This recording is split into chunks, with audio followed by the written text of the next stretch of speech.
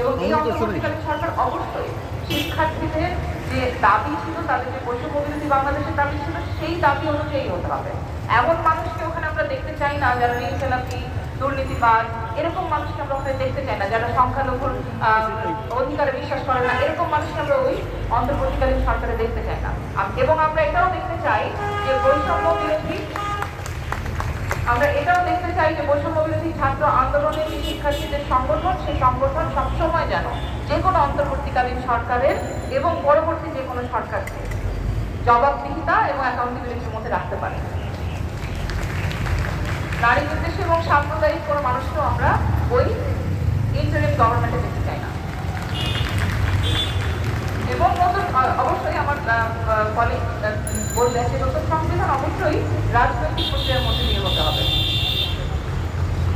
আর কোনো প্রশ্ন?